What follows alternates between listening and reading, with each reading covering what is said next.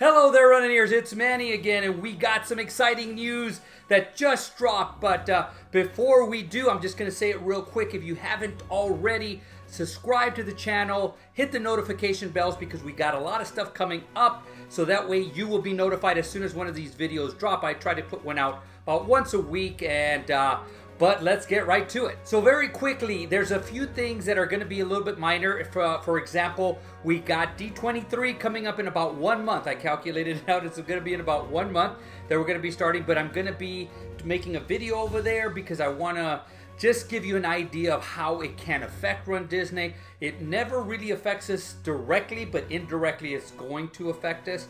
So, and in the past, they have had booths there. So I am going to look for one and see if I can find one. If I can, get some information and so forth and so on. I have a big feeling that they might even drop something like, Paris is coming back. Disneyland Paris runs are going to be coming back next year. Again, don't quote me on that, but I think that this is a time where they can actually drop that information. That would be the only direct thing that would affect us. Maybe even in addition to another Disneyland run in California. I just don't think it's going to happen. So we also have some registrations coming up. They're coming up pretty fast. July 30th is going to be Princess, which is going to bring me to my next topic. But also Club Run Disney right now is the renewal. The renewal process is going to the people that actually have Club Run Disney right now. So come August the 1st, if there's anything left over for us mere mortals, we'll be able to purchase that. I'll talk about that in a future video. And also on top of that, we are going to have Springtime Surprise in late August. So people have been asking since we got the theming reveal just yesterday for Princess, are we going to get the Springtime Surprise theming anytime soon? And the answer is probably not. We're going to get it in about 1 month roughly. So it's going to be after the registration for Princess. I know some of you have reached out to me and asked me saying, hey, do you think that they'll give us the theming? That way I can decide, because it really does. I can see where it bothers people that either or, so they can either do one race or another, and then they sign up for one, and then the theming comes out for another one, and they say, man, I would have done this one. I don't have an answer for that. I wish they would do themings a little bit earlier than they usually do, but unfortunately that's the way it works. Will Disney drop a Springtime Surprise theming early? It's a possibility. They've done stuff before. They're kind of like, one of the expected things about Run Disney especially is the unexpected. So we expect the unexpected now. So can it drop next week? Yes. Will it? Probably not. And so again, my guess is going to be early August. So it's going to be after registration for Princess. So with that said, we already touched on it yesterday. It was exciting news. It was theming for Princess. And unlike the previous years, I think these themings are great. They're fantastic. They're magical. So without further ado, let's take a look at them. So here we see all 4 runs. I really love this picture, but we're going to see the individual runs here. So here we see the 5K Mulan, and this is Shun Yu in the background. Now we also have Princess Jasmine with Jafar for the 10K. We got Princess Aurora with Maleficent right there. She's more clear. And also the Evil Queen with Snow White for the challenge.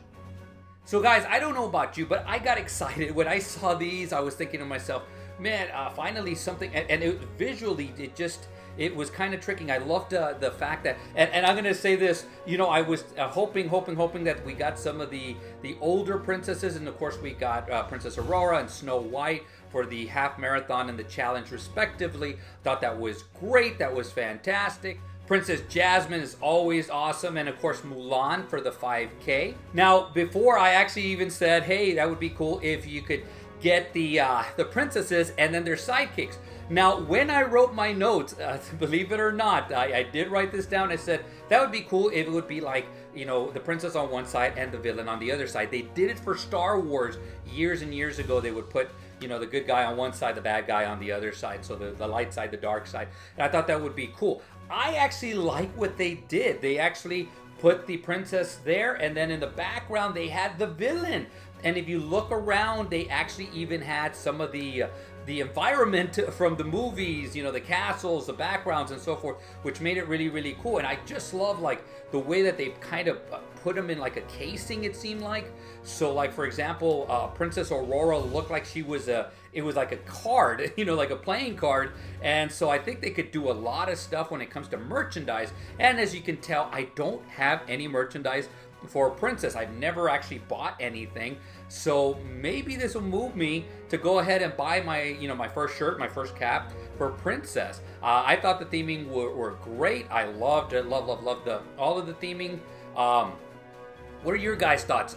Is this going to make you run it again? Is it not going to make you run it again? Now, this is the one thing people have reached out to me and asked me this too. Do I think it's going to sell out? You know, Disneyland was kind of lagging and stuff. We went over why Disneyland lagged a little bit. But I do believe that this is the second most popular run, possibly even the first most popular run at Disney.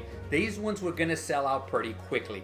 I do believe so. I have been proven wrong in the past, but I do believe that you're going to have to really get in there, register as quickly as you can, really watch that video that I have, and I'll repost it and get those tips and tricks to try to get in there as quickly as you can.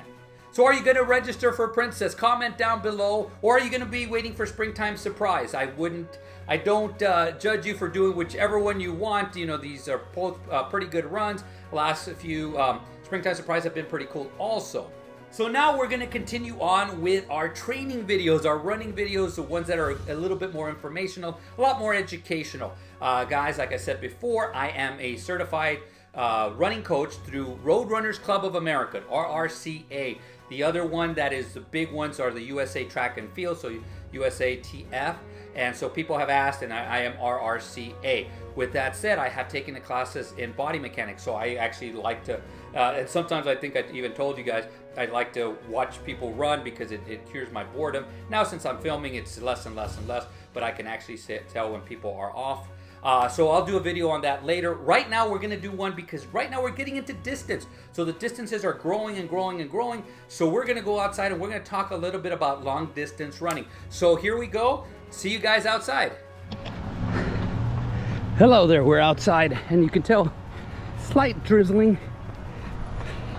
We got away with the big rain. This is what I get to run into. I live right by a park. Nice little restaurant over here. But again, today we are going to talk. I'll have this like this on the way into the park and I'll turn it around. But we're going to talk about, we're going to continue the series on training. So that way, and these are, again, guys, are, I like to do these because, again, I'm a certified running coach. Some of you have asked. So it's Road Runners Club of America. The other one is USA Track and Field. And those are the ones that certify the courses. So, but I am a certified running coach, and I kind of try to simplify a lot of what you guys do and help you understand why you do this stuff. You guys get a program, you know, join the club, and a lot of coaches won't tell you why you're doing stuff. And so this is why I help you better understand, make your experience better. So we're gonna move in to the parks. We're gonna take a left to the right. That's a little bit different, but anyways, and being that it just finished raining, shouldn't be that packed in here. All right, so first off is what constitutes a long run?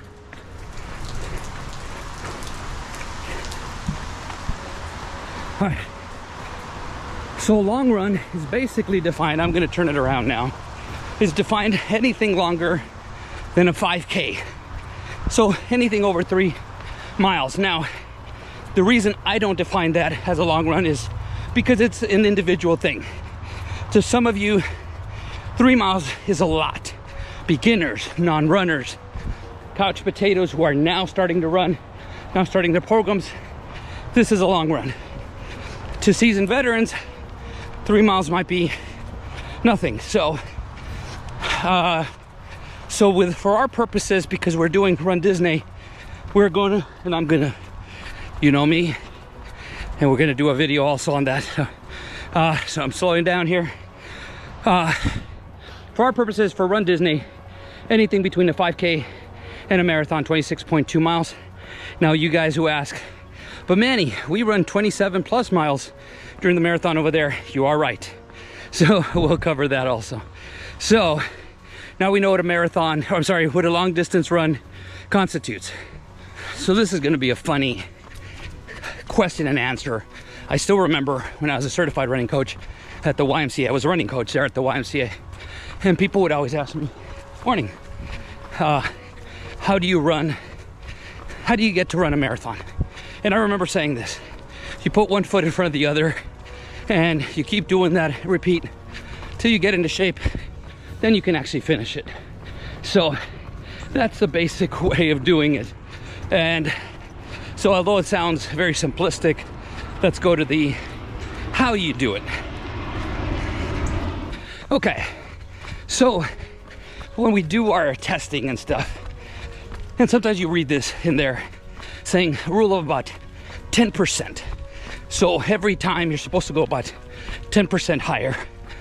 Well, that doesn't work in distance running, or it doesn't work especially when you get lower mileage. So for example, if my longest run is 3 miles and I wanted to add 10%, my next one would be 3.3 miles. So what I always tell people is, you know, they round up, especially when you're doing long distance. And I'm about to slow down and stop again. So 10% doesn't work a lot with the long distance running. So that's why they round up to the next mile, especially when you're doing training for like a half marathon, a full marathon. You're gonna notice that they're gonna go up a mile, sometimes even 2. They round up a little bit because you are doing longer distances. So that's why they do that. But a good idea is to go up at least 1 mile every week for the next 3, maybe 4 weeks. Then after that, cut it back down. So now the cutting it back down, what does that do? It basically helps you recover. So let's say you get up to 7, 8, 9 miles. Then you can cut it back to 1, 2, 3, something like that. It's basically just to help your body recover. Again, yeah, you've heard me, guys. The ones who have been following this, if you push yourself every single time, you're gonna end up breaking a world record, and way before that, you're gonna get hurt. So you can't be pushing yourself every run. 75% of your run should be at your goal pace or less, and I'll stress the or less. I try to do most of mine, about 50% of mine or less, so that way I don't get hurt, because again, the more you push it, better chance you have of getting hurt. All right, so how far should you go? And I'm gonna run a little bit now. How far should you go if you're training for, let's say, a half marathon? So 13.1 is your goal. Realistically, we're going closer to 14 at Disney runs. So should you go further? Should you go less? Here's my take, because there is programs that are gonna do both. And a lot of times they don't explain why, but some of them cut it off at 10, 11, maybe 12. Then there's others that go to 14 or 15. Which one should you choose? Well, guys, the answer is, it's really up to you. If you are newer and you're very, very hesitant on, can I make the distance? Then I would suggest looking at the longer distances and seeing if you feel comfortable. Let's say you get up to 12 and you feel good. And it's like 3 weeks out, maybe 4 weeks out before the run. You feel really, really good. You felt really good about your run. Okay, that's probably a telltale sign that, hey, you're gonna be okay for the half. If you hit the 12 and you're struggling, so that might be a chance to tell yourself, hey, maybe I should get up to closer to 14 or 15 just to make sure I know I could finish it and in the allotted time. Hello. On the other side, there's programs. There's one, I believe it's by Hal Higdon, who actually says you can do up to 16 miles. You concentrate more on time, but your longest run is 16 miles. I know a lot of people like that because they say, 16 miles. But guys, don't kid yourself. If you've never done it before, I really would suggest going over 20 miles if you're doing a marathon. I really would suggest going over 10 miles if you're doing a half marathon, just so you get used to it and your body gets adapted. You don't want to adapt to the day of the run. That's not a good thing. And I'm walking again, and I'm almost at a mile here. So with that said, I really do think, again, if you're not, so that kind of program, the Hal Higdon one, if you've done it before, you know your body, you know you can do it, you feel comfortable on 15-mile runs, 9-mile runs for the half marathon, then yeah, maybe it'd be for you, especially if you had a history of injuries. So you got to just be careful. Keep looking behind me just to make sure, because there's bikes on the road too here. So, but again, it's up to you. I try to give you guys the tools. Journal it, and I'll go over that in a little bit. Make sure you journal your runs, how you felt. Very important. But again, it's going to be up to you. And my suggestions, you just heard them. How do you keep yourself distracted? How's it going? 3 more bikes. Great. 3 more bikes. So we see them. So how do you keep yourself? Go, go, go. Come on over. You guys have a good day. So how do you keep yourself distracted? That's one way. You can make friends here on the trail. You can have music, but be careful, because again, if I'm running with music, I'm not able to hear them. And if I'm all over the road, I'm not going to be able to see them. And again, it can cause an accident. So just be careful. Lately, I've been running with one plugged in my ear, the other one out, so I can hear. The other one is get a running buddy that's reliable, but your pace. You can maybe sometimes push each other, but you guys can talk. Next thing you know is, okay, gone a couple miles. All right, let's talk again. Gone a couple more and stuff. A running club is good. That's a good distraction. But again, if you're being timed or you're doing timed runs, then, you know, you might want to look at it a little bit different. The music is a good way because it has a beat. And so if you want to do a faster time, you just get a faster paced song. And after a while, you realize you're going to be going to that pace of that song. But that's some distractions here. At Disney, obviously, we have distractions. But I also, myself, I like running and saying, wow, that's where the entrance to Magic Kingdom is going to be. So I visualize it. I've done it so many times now that I kind of visualize it and I go, man, Magic Kingdom's coming up.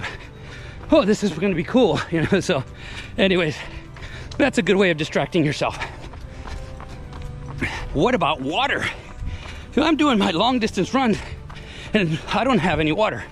Now, there's several ways you can do this, because unless you're running with a running group that has water stops, and a lot of the running groups that I've run with, especially when we get to the distances, they will set up water stops. But if they don't have that access, they now some things that you can put in your hand. You have belts, you have vests that you can run with. A lot of people even run with them at the runDisney events. That's another thing you could do. You can, ahead of time, especially if it's straight out and back, strategically place water bottles.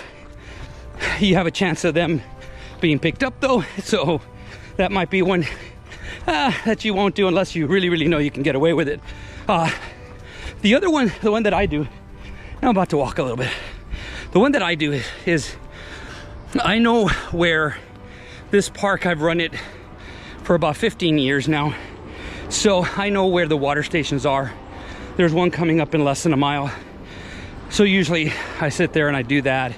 If I know I have a certain amount of mileage, I go out a little bit further, come back, drink. I know how much the one further out is. I know there's one about a mile behind me. So I can kind of gauge where the water stations are.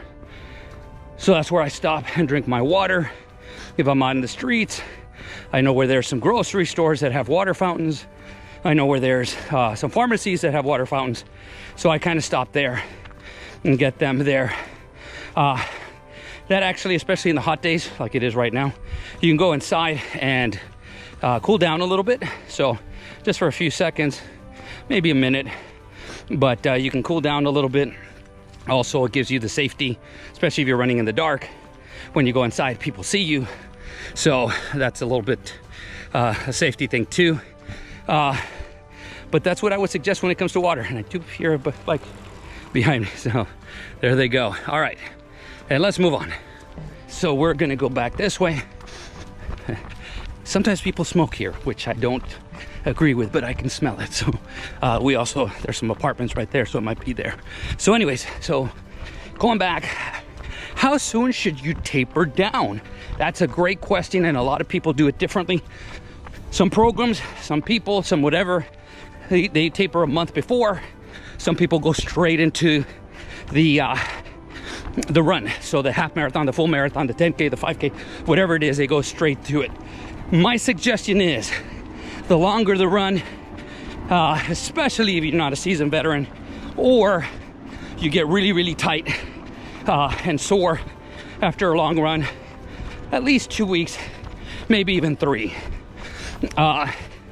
If you're pretty comfortable, sometimes because of the running distances that we do at Disney, and in between, you might even get a run or two, a race in between there. So when you get those, you might not have that luxury. So you might go right into it. I'm gonna go back to, you know your body the best. If you don't, I would be cautious. So like if you haven't done that yet, 2 weeks for sure. 3 weeks if it's a full marathon or your first half marathon. Give your body some time to recover, so that way you're ready for your run. You're not going to get out of shape in 2 weeks. 3 weeks you're starting to, once you get to about a month, then yeah, okay, but you should be okay. So I would suggest taper down, average of 2 weeks. If you really, really feel comfortable, so 3, but that's the tapering. Now we've gone over distance running, but a couple of rules to live by. Number 1 is don't kid yourself. A lot of people I know, I've seen people do this, where they don't want to run long distances, so they sit there and go, well, I found a program where I don't only have to run 15 and I should be fine. Then I ask them, have you ever run anything close to or over 20? The answer is no. Well, they didn't have a good experience, and I could have predicted that. The reason is, you have to get closer, but they kid themselves because they sit there going like, well, I don't want to do it. Then if you don't want to do it, then don't train for it. Hey, how you doing? So don't kid yourself. If you're just doing it because you don't want to do it, I might want to rethink running that distance.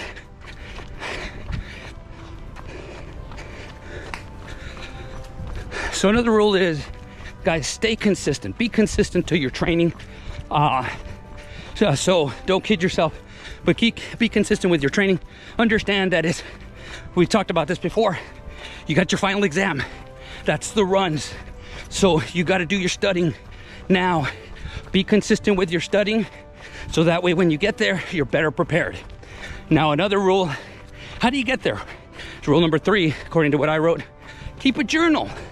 And I've mentioned that before, and I'll probably mention it again. Keep a journal. And the main thing, a lot of people miss out on this part. They put the mileage, they put the time, maybe even the weather, so forth and so on. But what you want to do is actually write your notes. How did you feel? And then write your notes for like the next day, especially if you do a long run. How did you feel the next day? Were you excessively sore? Did you feel really good? Make notes about what you did when it comes to eating, hydration. Did you underhydrate? And so maybe that's why you're excessively sore. Did you eat a cheeseburger right after instead of getting some good fruits and vegetables, some good proteins, so that you can recover? And then you can try that. What brings me to rule number 4. Anything you do, try it now. I've said that before and I'll say it again. when you're training, this is when you can mess up, when you can mess around. This is when you can try things. Fails, throw it out. It works and it keeps working consistently, keep it in. But these series are made more for you to kind of understand why you're following whatever the program is, the Galloway method online, your local run club. So now you're starting to understand so you can make it your own. My goal whenever I have coach people is to give them the ability to learn on their own. I can't feel their bodies for them. So I always try to tell them, you need to write this down, let me know so we can help you. But the biggest weapon you will always have is you learned your own body. That's the biggest weapon. They can't take that away from you guys. So with that said, what did you think of the princess theming? I thought that was pretty good. Comment down below. I'm gonna make some more videos when it comes to training stuff. But before I say goodbye, please subscribe to the channel. And guys, create a magical day. Create a magical run. And guys, see you sooner than later.